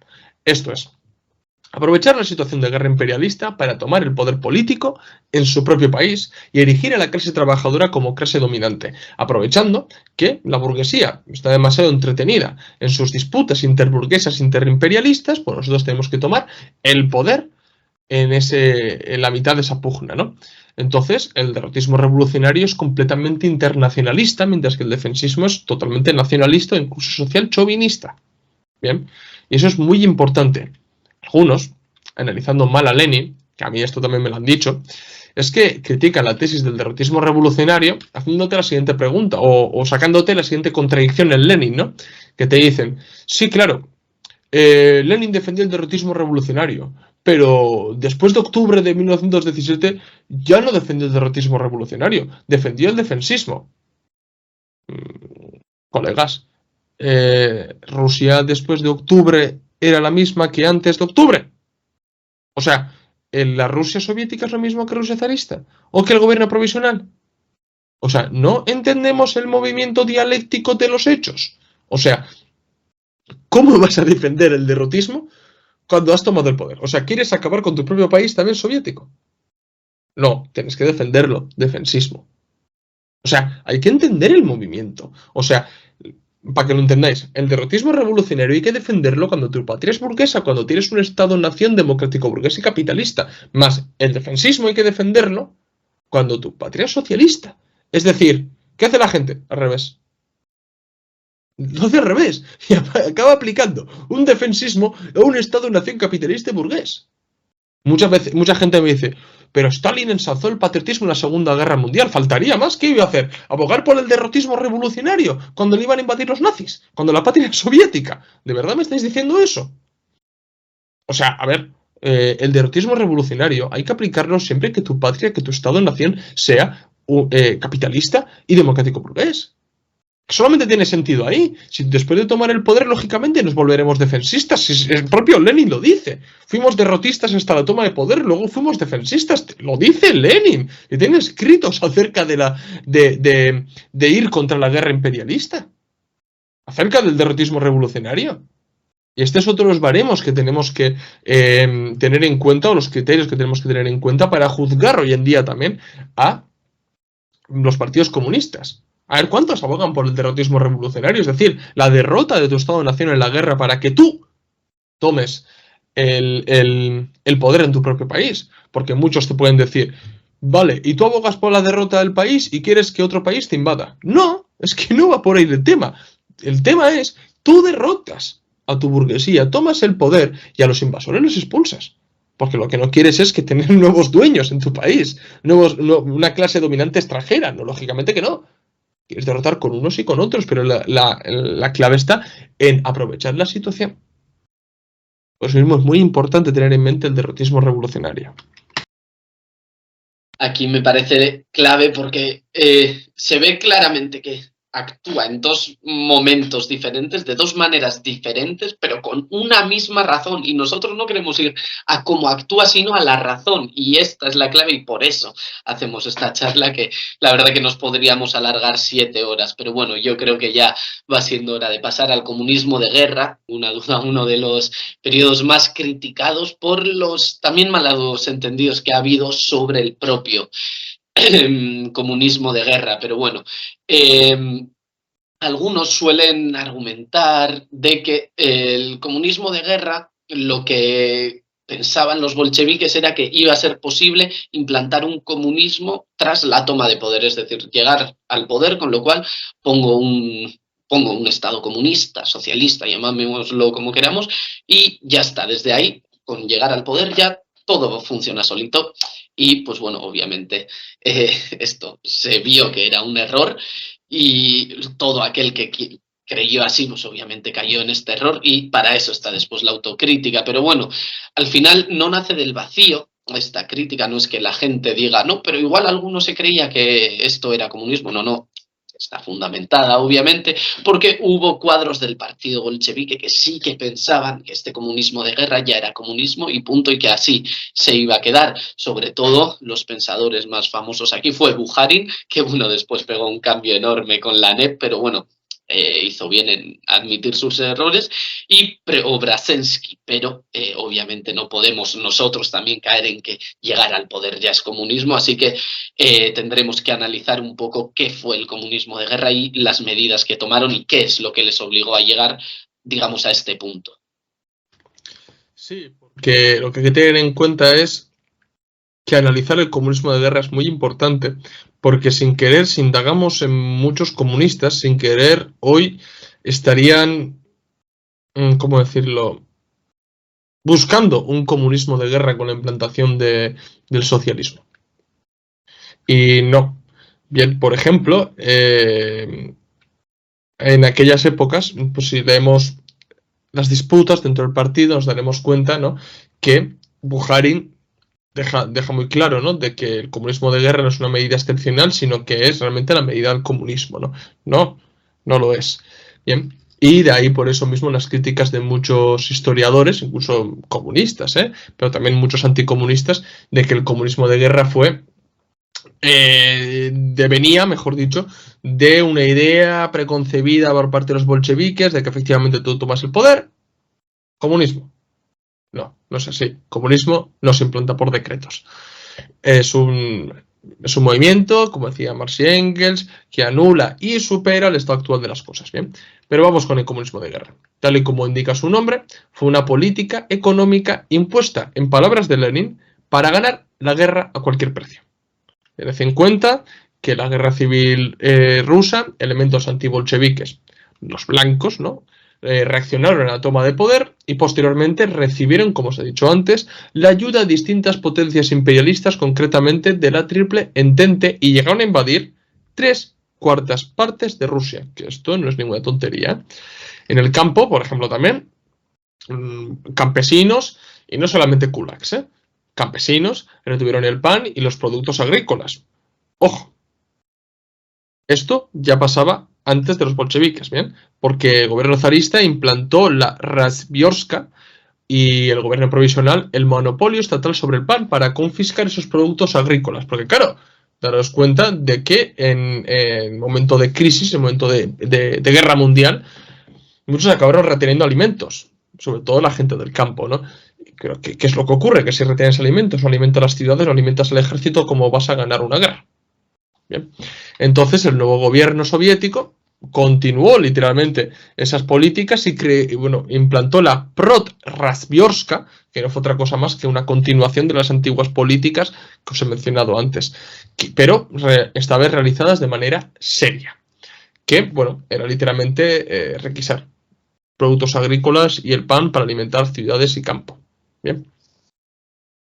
Pero una cosa a tener en cuenta, nadie puede pensar que en un contexto de guerra o de invasión, en ese contexto pueden imperar libremente relaciones mercantiles librecambistas. Porque ¿qué es lo que va a ocurrir? Que productos como el pan o los productos agrícolas se van a convertir en productos de lujo. Y esto no puede ocurrir. ¿Por qué? Porque entonces el Estado no puede alimentar a las ciudades, no puede alimentar al ejército. Por ende, supone la derrota a la guerra civil. Hombre, los kulaks lo hacían queriendo, lógicamente, porque querían que ganaran los blancos. Bien. Y bueno, aparte de eso, se nacionalizaron todas las empresas, y cuando digo todas, todas. O sea, todas las empresas privadas, incluso la tienda de barrio. Bien, todas. Se nacionalizaron todas a golpe de decreto. A golpe de decreto desapareció la propiedad privada. Bien, olvidando lo que decía Marx sobre las fuerzas productivas, todo pasó literalmente a manos del Estado. Y bueno, se asignó una distribución, ¿no?, una asignación de bienes de consumo y de alimentos que era literalmente de facto un igualitarismo, además insuficiente. Bien, y también a modo de ley se suprimieron las relaciones mercantiles librecambistas, ¿no? Y esto es absurdo, porque realmente lo único que vas a generar es mercado negro. Pero bueno, porque yo no puedo prohibir que la gente comercie a modo decreto. O sea, o el trabajo asalariado no se elimina porque el gobierno lo diga mañana. Bien, Esto es un proceso, ¿bien? Esto es muy importante tener en cuenta porque eso deviene también del concepto casi utópico, ¿no?, del comunismo de guerra. Exacto, y aquí uno de los personajes más importantes que sale a relucir, por supuesto, es Rosa Luxemburgo, que escribió La Revolución Rusa, su libro, uno de los más famosos que tiene, por supuesto, donde dice claramente que el comunismo no se implanta a modo de decretazo, donde tú no llegas al poder, dices que no haya mercancía y de repente la mercancía desaparece. Obviamente no, hay una realidad por detrás que lleva, vamos, milenios y milenios, y que cambiar esto tiene que ser muy poquito a poco. Pero bueno, vuelvo a repetir lo que ha dicho ayer al principio, que todos los libros, todo lo que vayamos mencionando, pues lo vais a tener a mano por si los queréis leer, por si algunos haya llamado la atención. Pero bueno, esto es el tomar el Estado y llegar a un comunismo es un proceso muy paulatino, muy poquito a poco, ¿vale? Con lo cual, objetivamente, a pesar de que el comunismo de guerra no fuese comunismo, eso hay que dejarlo claro, sí que ayudó a lo que decía Lenin, a ganar la guerra cueste lo que cueste, con lo cual ayudó a derrotar a los blancos, ayudó a echar a los 14 países imperialistas que estaban ocupando 3/4 del territorio ruso, que es una auténtica barbaridad, etcétera, etcétera. Y además, no vamos a negar que esto no fue muy restrictivo, por supuesto, estamos en una guerra e incluso se podría decir que fue caótico. Pues también estamos en un contexto de guerra, hay que entender también el contexto, la realidad donde nos movemos, pero bueno, el error en este caso fue admitido, y cuando incluso Rosa Luxemburgo señaló el error de creer que el comunismo se podría implantar por decretazo, pues bueno, el propio Lenin, incluso unos años después, ya echando la vista atrás, sí que vio que forzaron la maquinaria del comunismo de guerra y que fue un error creer que desde estas vías, desde el comunismo de guerra, pues bueno, podrían crear una supresión de toda propiedad privada y, pues bueno, entre otras medidas, confiscando el grano, como hemos dicho, eliminación del librecambismo, etcétera, etcétera. Pues porque va mucho más allá, y aquí también está el admitir errores y el saber seguir adelante y analizar todo lo hecho, porque que Rosa Luxemburgo escribiese La Revolución Rusa no significa que ella sea anticomunista, ni al contrario. Es decir, que hay que saber también admitir estos errores y avanzar, que yo creo que lo hicieron bastante bien, incluso en la NEP, el Tratado de Brest-Litovsk, etcétera, etcétera. Sí, hay una frase que estaba buscando de Rosa Luxemburgo, que lo tiene el folleto Junius, que dice que el socialismo no caerá como maná del cielo, ¿no? O sea, literalmente es una manera un poco metafórica de criticar lo que estamos diciendo, de la frase de que el comunismo no se implanta a modo de decretazo, es lo que te está diciendo Rosa Luxemburgo, ¿no? Y sí, fue muy crítica en ese sentido. Y bueno, ya dedicaremos más adelante un vídeo al luxemburguismo, porque es muy interesante también, una tendencia un tanto olvidada hoy en día. No tanto, cada vez hay más gente que apoya el luxemburguismo, pero que sé que admitir que está bastante abandonado la línea Rosa Luxemburgo, debido a que no se ha querido llegar a entender tampoco lo que las críticas de Rosa Luxemburgo a los bolcheviques en el poder, ¿no? Pero bueno. Y lógicamente el comunismo de guerra de facto, o sea, vale, primero entenderlo, el comunismo no era. Podríamos decirlo como un régimen militar. Bien, vale, sí, os lo compro, pero revolucionario. Porque favoreció a los que favoreció a la clase trabajadora, pero hubo mucha gente que lo pasó mal, luego una hambruna, sí, pero el poder soviético salió adelante, luego las cosas fueron mejorando, o sea, claro que fue restrictivo, debido también al momento caótico y convulso en el que vivían, ¿de acuerdo? Pero otras cuestiones también en el que se ve aquí, de entre las disputas que hay, donde se ve la opinión de Lenin, es el Tratado de Brest-Litovsk de 1918, ¿bien? Que es, ya os digo, es un punto muy importante en la vida de Lenin, ¿bien? En el que, bueno, de Lenin, e incluso me atrevería a decir de todo el desarrollo del siglo XX, ¿no? Porque literalmente estuvo en juego la supervivencia de la Rusia soviética y por extensión de la Unión Soviética, ¿bien? Antes os hemos dicho cuál era la situación de la Rusia soviética en 1918. Bien, entonces los bolcheviques debían obrar políticamente en política exterior. Si querían sobrevivir, claro. Pues lo más fácil era: nos combatimos contra todos. no iban a ganar. Bien, entonces tenían que cobrar dialécticamente. Entonces, pues bueno, lo que ellos hicieron fue indagar en las contradicciones interimperialistas y ver qué es lo que pueden llegar a hacer. De ahí que el gobierno soviético pusiera sus ojos, por ejemplo, a las potencias centrales que eran Alemania, Austria-Hungría y el Imperio Otomano para firmar la paz con ellos. Bien, si queremos aclarar que los bolcheviques, bien, fueron al Tratado Brest-Litovsk, pero nunca abandonaron la agitación y propaganda de manera internacional para que estallaran revoluciones en otros países, ¿vale? Esto tenerlo muy claro, y ahora veréis también que esa intención de que estallaran revoluciones en otros países no fue abandonada porque literalmente había personas que apostaban por ese objetivo en las discusiones que tuvieron con Lenin, ¿bien? Pero no es ninguna casualidad que eligieran las potencias centrales. Aparte de ser literalmente el bando perdedor, que literalmente anuló el Tratado Brest-Litovsk, que lo leyeron muy bien, no solamente eso, sino que además fueron los países más propensos a que tuvieran revoluciones proletarias. Y de hecho, casi las tuvieron. O sea, Alemania, tenés el levantamiento espartaquista, ¿bien? De Rosa-Luxemburgo, Karl Liebknecht y compañía, ¿bien? Que bueno, no triunfó por desgracia de la clase trabajadora internacional, porque hubiera cambiado el mundo, pero por ejemplo, en Hungría también estuvo la República Soviética de Hungría, o como se conoce también la República de los Consejos de Hungría, de Bela Kun y compañía. O sea, Imperio Otomano, luego estaba también el mundo árabe, o Palestina de por medio, y un poco más jaleo, ¿no? Pero en estos países, Alemania y Austria-Hungría lo leyeron muy bien los bolcheviques, por eso mismo acordaron con ellos, ¿no? Entonces, bueno, vamos a hablar un poco de las posturas que hubo en cuanto al Brest-Litovsk. Primero, Bukharin y los comunistas de izquierdas. Esta era la postura. El gobierno soviético podía sentarse a hablar, pero no con la intención de cerrar una paz, sino para ganar tiempo, para armarse, para profesionalizar el ejército rojo y que en el resto de los países estallaran revoluciones proletarias. Bien. Lenin. Había que iniciar conversaciones con las potencias centrales para firmar un armisticio, pero también para ganar tiempo, reforzar el ejército rojo, a la vez que se concentraban, ¿no? Porque anulas o inhabilitas un bando imperialista y te concentras en combatir el otro bando imperialista, que era la Triple Entente y los blancos, ¿no? Y además tenían la esperanza de que pudieran estallar revoluciones en otros países. Pero había que buscar los mejores términos para firmar, pero firmar la paz. ¿Bien?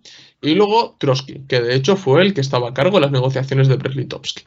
Fue un punto intermedio. Él abogaba por retrasar al máximo las negociaciones para ganar tiempo, reforzar el ejército rojo y que estallaran revoluciones en otros países, pero no firmarían la paz con los alemanes. Bien, esto literalmente, hacer esto porque Trotsky se levantó de la mesa de las negociaciones, reanudó los combates con las potencias centrales y dejó claro esos combates que de seguir así Rusia sería derrotada. Porque le harían un sándwich. Literalmente le harían un sándwich. Y sería derrotada por lo que Lenin obligó a firmar con las potencias centrales el Tratado de Brest-Litovsk. Bien. Hay que tener en cuenta que para aquellos años, para la Revolución de Octubre, la idea de la mayoría de los bolcheviques era que era posible el estallido de una revolución internacional, o al menos en Europa, o al menos en los países más importantes. Lenin, por ejemplo, tiene un famoso escrito en el que dice que una revolución en todos los países simultáneamente es imposible, que se realizará en unos países cogidos por separado o en un país en concreto. Bien, pero sí tenían la esperanza revolucionaria siempre está ahí. Y todos creían realmente que esa oleada revolucionaria de octubre podía contagiar al mundo, y de hecho lo hizo, porque hubo muchos trabajadores que igual no consiguieron organizar algo mayor, pero sí se solidarizaron y bloquearon los puertos para mandar armas al ejército blanco o los imperialistas en Rusia. Es decir, sí hubo un cambio de mentalidad. Ya os digo, en Hungría los comunistas toman el poder a través de los consejos, o en Alemania el levantamiento espartaquista. O sea, había. Bien, pero hay que ser realista también, ¿no? Y había que ver realmente cómo se puede materializar eso, ¿no? Porque en verdad el debate sobre Brest-Litovsk también fue un debate acerca de la internacionalización de la revolución y la defensa del poder soviético, o sea, un preludio de la lucha de las tesis revolución permanente versus socialismo en un país. Bien, porque claro que queremos un mundo comunista. Nosotros defendemos un mundo comunista. Nosotros, claro, que al ver, por ejemplo, la experiencia soviética, una de las cosas que sacamos en claro es que esa experiencia soviética no llegó a derrotar al capitalismo y conseguir un mundo comunista, sino que fue a retroceso precisamente porque no hubo revoluciones en escala mayor, ¿no? Y sobre todo en el mundo occidental. Lógicamente, lógicamente. Bien, eso está claro. Una revolución proletaria mundial acabaría con el capitalismo. Bien, pero lo que hay que entender es la pregunta de ¿y qué hacer con el país en el que ha triunfado la revolución? ¿Sacrificamos nuestra revolución por Alemania? Porque ahí está la famosa frase, lo que mencionaban de que la Rusia soviética solamente podría prosperar si los países, si los obreros de los países adelantados saldrían en defensa de Rusia. No, la Rusia soviética podía y pudo realmente, pero eso pasaba realmente por jugar entre las contradicciones interimperialistas y anular a un adversario para enfocarte en el otro. Y eso luego lo aplicó de maravilla Stalin en el pacto Ribbentrop-Molotov, anulando el pacto anticomintern. Aprendió muy bien de su maestro. Entonces, esto es lo que hay que entender realmente, que nosotros, que el socialismo en un país no es igual al nacionalismo ni al socialchauvinismo. Es realmente la respuesta a la pregunta de ¿y qué hacer en el país que hemos vencido con la revolución y tenemos una reacción imperialista ante nosotros? ¿Sacrificamos la revolución, como decía Alexandra Kollontai? ¿La sacrificamos completamente? No. Hay que retenerlo conquistado. Y lógicamente apoyaremos como haya que apoyar al resto de los países y a los trabajadores para que se erijan como clase nacional también. Pero no a costa del sacrificio del nuestro, lógicamente. ¿Por qué? Porque la Rusia soviética, la URSS posteriormente, era la avanzadilla de todos los trabajadores y revolucionarios del mundo para conseguir un mundo comunista. Bien, eso es muy importante tenerlo en cuenta.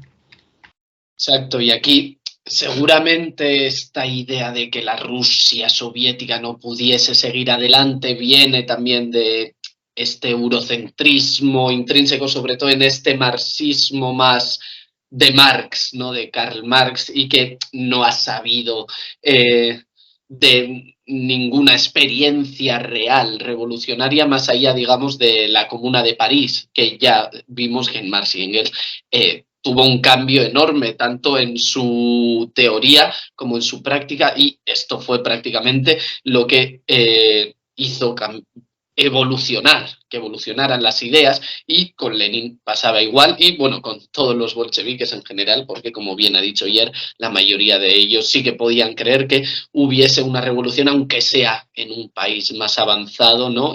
Más desarrollado económicamente, etcétera, etcétera. Pero bueno, al final, en la realidad, como ayer bien ha dicho, ¿no? La internacionalización de la revolución significaría simplemente el sacrificio de los logros en la Rusia soviética, con lo cual que ganase el imperialismo en general, porque si en Alemania no pudo seguir adelante, pues las tropas que podría enviar la Rusia soviética, la verdad que tampoco harían gran cambio todavía, pero bueno, al final el refranero español siempre decimos que es muy sabio, y un poco quien mucho abarca, no poco aprieta, por decirlo de alguna manera, con lo cual Lenin abogó por retener lo conquistado y pues ceder en ciertos aspectos. Cierta forma, para que al menos en Alemania, de alguna forma, él tenía esa esperanza de que si ellos retenían lo que ya tenían, pues en Alemania podría empezar una revolución, y de ahí, gracias a la estela de una Alemania socialista, pues que la Rusia soviética siguiese su camino. Pero bueno, al final, obviamente, la historia nos demostró que no fue así. Además, hace poco se cumplió, ¿no?, el aniversario del asesinato de Rosa Luxemburgo y Karl Liebknecht, con lo cual esto también nos dio y muchas enseñanzas al movimiento obrero, sobre todo. Y lo que se vio claro es que la Unión Soviética, la Rusia soviética en este caso todavía, fue aislada, obviamente, para que esta revolución no se expandiera. Y bueno, lo importante que sacamos desde aquí no es el hecho de, bien, la URSS no internacionalizó la revolución, nosotros tampoco, no, sino por qué no internacionalizó, porque se vio que es imposible y que pues como Lenin hizo, mejor ceder y quedarte en tu territorio y afincar ese poder, reforzar ese poder que ya lo has conseguido y no sacrificarlo todo a lo loco, como decían otros, pero bueno, Kollontai, Trotsky, etcétera, etcétera. Sí, y luego ya el último periodo político-económico es la NEP, Nueva Política Económica. Bien. Y es muy importante la NEP porque demuestra la habilidad y el pragmatismo de Lenin de adaptarse a las condiciones materiales que le toca vivir. Bien, y además dar con las políticas económicas necesarias para cada contexto, ¿no? Tened en cuenta que al salir de la guerra civil la situación de Rusia era desastrosa. O sea, había hambruna, por ejemplo, había un destrozo económico, productivo, industrial importantísimo que había degradado a Rusia a condiciones peores que el nivel de la Rusia zarista. O sea, así no puedes construir el socialismo. ¿Bien? Entonces, ¿qué había que hacer? Había que reconstruir el país, había que revitalizarlo económicamente para constar de las bases materiales necesarias para una futura planificación económica, por ejemplo, ¿no? De esta manera adoptaron la NEP, que en palabras de Lenin fue literalmente un paso atrás, un retroceso, un repliegue necesario. O sea, fue plenamente capitalismo de Estado, y Lenin lo admite. Bien, pero necesario para reconstruir el país, electrificar el país, el plan Goelro, por ejemplo, crear la base industrial, sentar las bases en el campo para el comienzo de la colectivización, que con Lenin no era tanto una colectivización tan forzosa, sino más bien intentando asentar, consolidar las condiciones subjetivas, ¿no? Como él escribió en su texto sobre la cooperación, que os recomiendo que lo leáis, para que luego, por ejemplo, lo podáis comparar con la época de Stalin, ¿no? Por eso hacemos muchas veces crítica en ese sentido a esa política en el campo, ¿no? Que es necesaria también, pero yo soy más partidario de lo que hacía Lenin, pero bueno. Entonces, por ejemplo, en el campo, en comparación con el comunismo de guerra, lo que se hizo fue pasar de la confiscación de productos agrícolas al impuesto en especie. Entonces, ¿qué es lo que ocurría? Que el campesino que satisfacía el impuesto en especie, el resto, él podía disponerlo libremente. O lo comía, o lo vendía, o lo quemaba, o hacía lo que le daba la gana, pero una vez satisfecho el impuesto en especie. De esta manera, pensarlo bien. Pongamos el papel de un campesino. Si un campesino tiene que pagar el impuesto en especie al Estado, bien, y el resto se lo queda, ¿qué es lo que va a aflorar en él? Bien, yo necesito más producción para satisfacer cuanto antes el impuesto y el resto venderlo. Para tener para comer y para vender. ¿Qué es lo que estás promoviendo? Mayor producción. ¿Bien? Porque claro, si yo voy y te lo quito, ¿para qué voy a producir? No produzco, produzcalo tú, ¿no? Que es lo que ocurría con el comunismo de guerra. En cambio, con la NEP ya se está dando un incentivo para que aumentara la producción, que de hecho aumentó. Bien. Luego, por ejemplo, se promovió también lo que se llamó como desnacionalización. O sea, literalmente se volvió a legalizar la propiedad privada, con unas condiciones, pero se volvía a aprobar la propiedad privada, se arrendaron empresas, por ejemplo, a manos normalmente de sus antiguos dueños, pero hay una cosa importante, y os lo voy a leer tal cual. Las empresas tenían que realizar contribuciones fijas obligatorias al presupuesto estatal.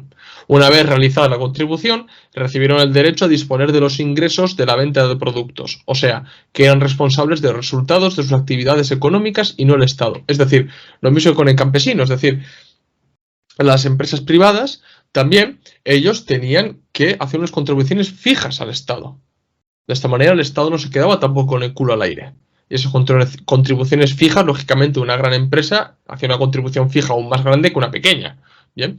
Y claro, esto lo que hacía era también incentivar la producción. ¿Por qué? Porque yo cumplo con la contribución que me impone el Estado, entonces necesito tener mucho más de lo otro, de modo que aumento mi producción, ¿no?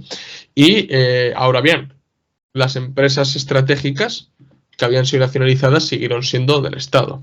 Bien, por ejemplo, tú estás reproduciendo capitalismo de Estado, pero capitalismo, propiedad privada, empresas privadas, gran empresa privada también, incluso con inversión extranjera, es muy fácil volver a la explotación del hombre por el hombre de una manera pura capitalista. ¿Qué es lo que hicieron los bolcheviques? Los bolcheviques tomaron unas decisiones como fue, por ejemplo, dar importancia a los sindicatos, el famoso debate de los sindicatos. Pues dieron importancia a los sindicatos para que las empresas privadas no hicieran lo que quisiesen. Y en los sindicatos, por ejemplo, pues tenía ayuda del partido, que eran autónomos, pero una escuela revolucionaria. Bueno, la discusión que tuvieron ahí, ¿no? Pero apoyando de un lado desde abajo con los sindicatos y desde arriba del Estado. ¿Por qué digo del Estado? Porque el Estado, por ejemplo, con los impuestos, lo que hacía era literalmente a las grandes empresas controlarlas y poder redistribuir la riqueza entre la clase trabajadora. Como diréis, eso lo hace cualquier Estado socialdemócrata bien. Pues ahí tenéis lo que era la NEP. Os he dicho que era capitalismo de Estado, pero en favor claramente de la clase trabajadora. Porque, por ejemplo, aumentaron los impuestos a los productos de lujo, mientras que los productos de bienes básicos no los tenían, o incluso había esa asignación de bienes de consumo a la clase trabajadora. Es decir, capitalismo de Estado en favor de la clase trabajadora. Necesario en un momento determinado para sentar las bases económicas e industriales para la futura planificación. Eso es lo que era. Y a los resultados hay que atenerse, porque todo esto sirvió para que en 1925 la producción agrícola superara en un 112% al de 1913. La producción industrial superó los números de 1913 en un 75%, y la producción cooperativa en un 81% y la privada incluso en un 19%.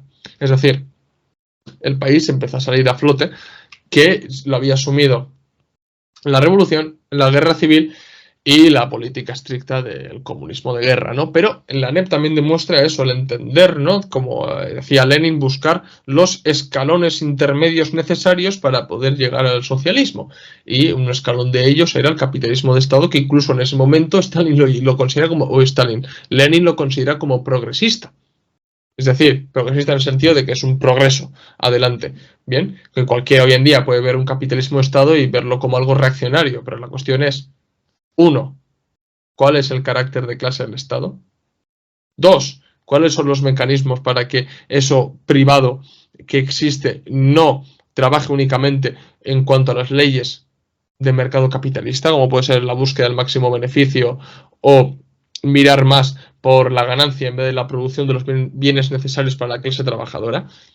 Esas cosas las tuvieron en cuenta los bolcheviques y lo llevaron a cabo. Por eso mismo es muy interesante entender la NEP, porque nos da un indicio más de que realmente, bien, tú tienes un modo de producción capitalista. ¿Un modo de producción capitalista puede estar gobernado por comunistas? Bueno, pues la NEP nos demuestra que sí. Que tiene muchos riesgos, hombre, claro que tiene muchos riesgos, ¿bien? Pero la NEP demuestra que sí. Luego había otros partidarios como Bukharin que decían, no, hay que atrasar muchísimo más la NEP. Stalin lo mantuvo un momento y luego ya cuando creyó estimado de que había llegado el momento de pasar a una planificación, lo pasó a la planificación. Pero ahí está, ¿no? Al fin y al cabo, yo no creo que sea correcto, ¿no? Es decir, la NEP tiene que durar tanto. La NEP tendrá que durar lo que tendrá que durar, debido a las condiciones particulares de cada país.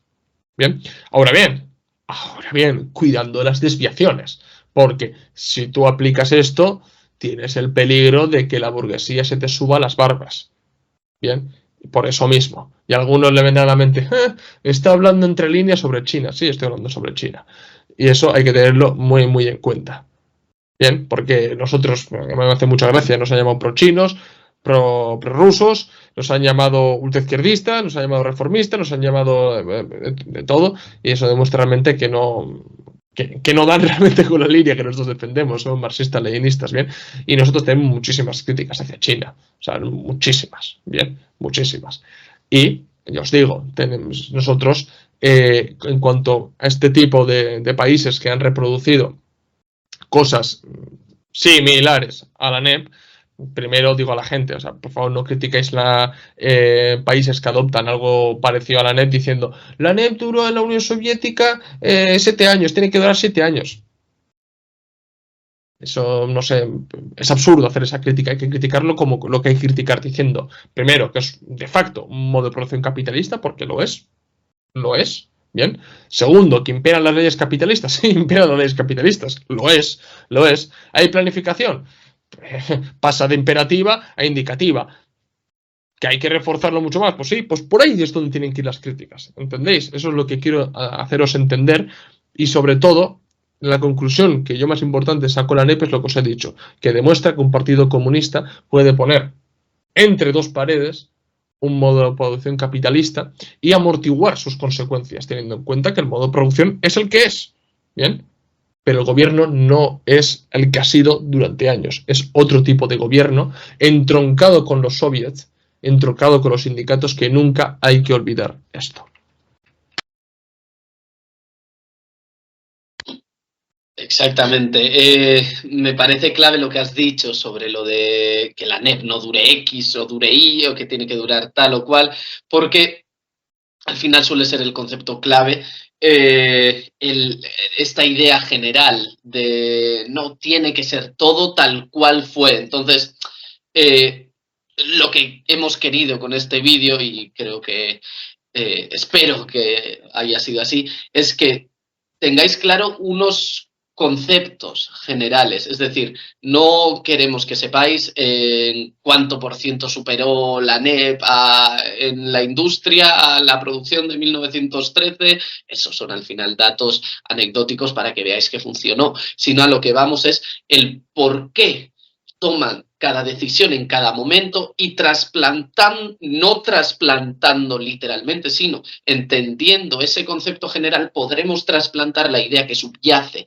en todas estas acciones llevadas a cabo, en este caso por los bolcheviques, y poder dirigir un poco nuestro futuro, porque al final si Lenin estuviese aquí, obviamente no haría lo mismo que hizo en aquella época, solo que trasplantándolo. Entonces, esa es la clave, yo creo que ha subyacido en todo el vídeo, la verdad, desde el principio hasta el final. Entonces, no sé si, Oyer, quieres decir algo por tu parte. Por mi parte, yo creo que con que tengáis esta idea clara y os hagáis la propia autocrítica de, bueno, pues es verdad que sobre tal tema, pues sí que he solido trasplantar ideas.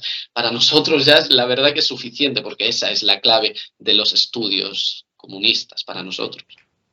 Sí, y una cosa muy, muy importante que yo sí quiero rescatar de Lenin es sobre todo su capacidad, ¿no?, de dar con cada política necesaria en un momento concreto.